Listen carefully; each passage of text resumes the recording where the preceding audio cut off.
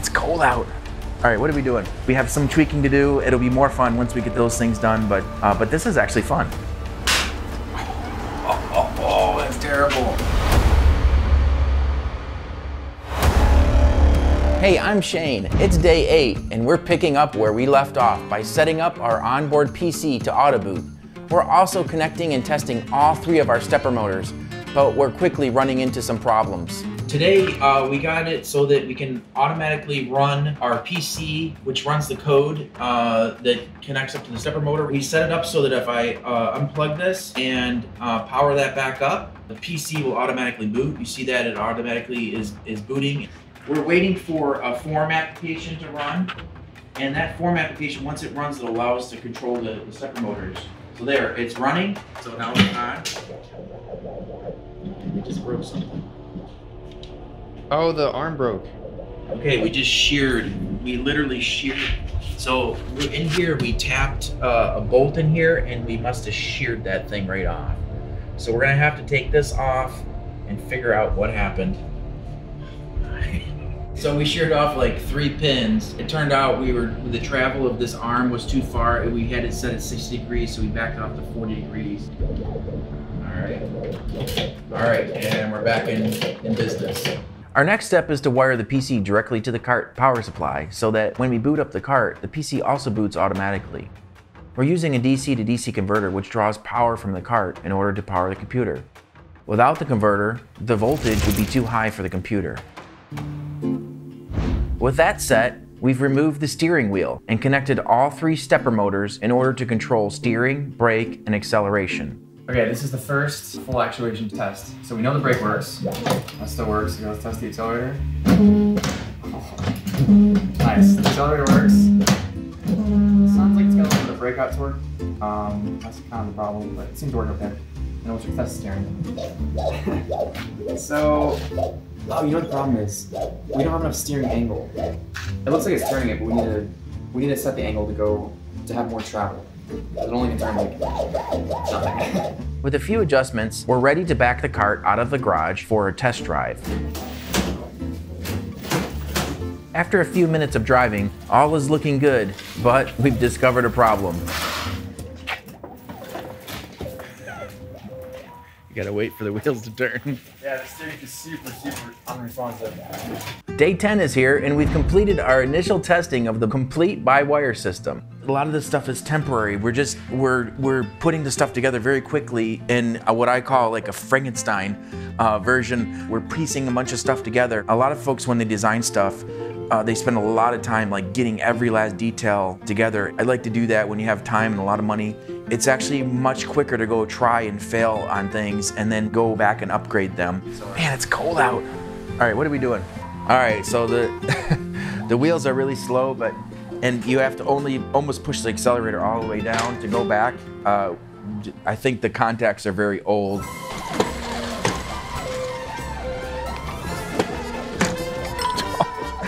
Switch gears. I'm trying not to run into Austin's car.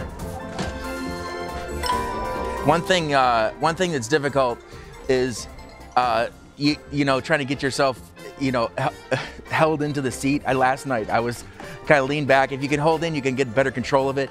But when the vehicle moves around, normally you're holding onto a steering wheel, you got your foot brace, and it's a lot different. You got something to hold on to, but you know, when you're effectively a passenger, it's a little hard to, you know, do this.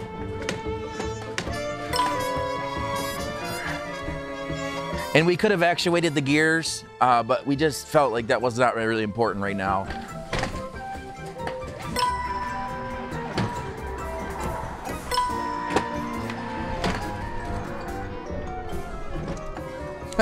Yeah, a little difficult to steer, really. It's too delayed. We're gonna have to work on that for sure. All right. We have some tweaking to do. It'll be more fun once we get those things done, but this is actually fun. So we actually took all of the controllers for the motors and the computer, and we have it all wired in here, and we wired it through this hole here, so all the wires come out. And it's kind of a mess right now, but just for now, we've put it all together. We'll clean it up later. And we've got a kill switch hooked up, so if anything goes wrong, we can just kill the power to everything and it'll stop. Yeah, this is our second week of wiring, so it'll get cleaner as we go. We've been working on speeding up the steering rate. The motor should be able to turn much faster than it is, and likely is due to a software issue, but during this our steering linkage came loose.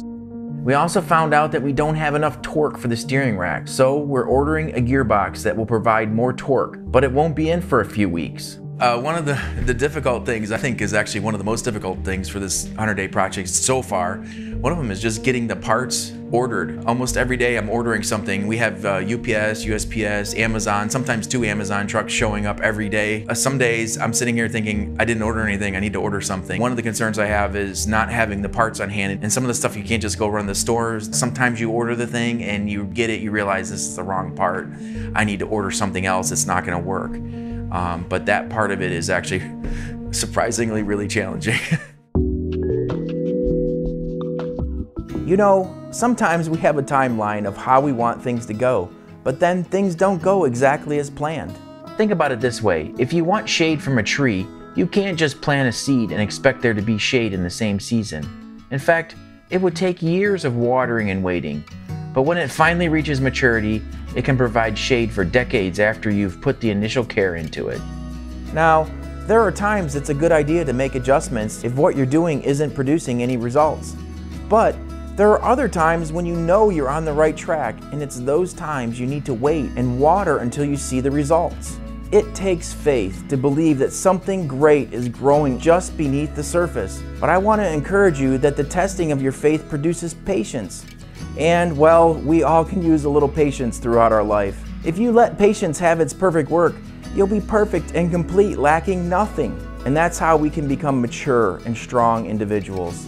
If you have any thoughts about this, please let us know in the comments below. We would love to hear from you.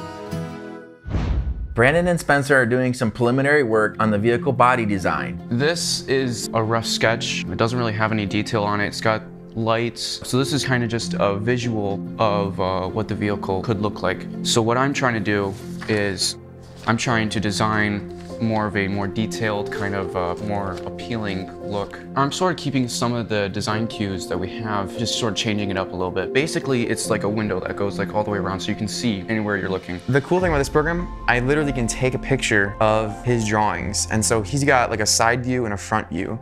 And I can take a picture of those and I can actually paste it onto the front of the vehicle and the side of the vehicle. And then I can use that and I can literally trace the outline of what he has and turn it into my model.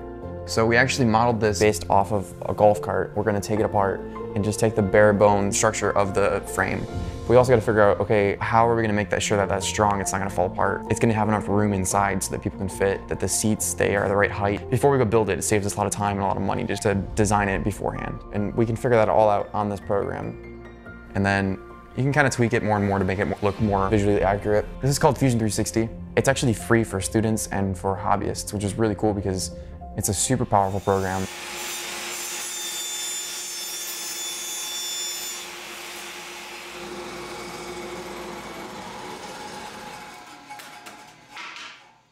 We won't need the vehicle body design for quite some time, but we want to make sure our design ideas are actually going to work in real life. We're trying out some different materials for the corner joints of the vehicle body.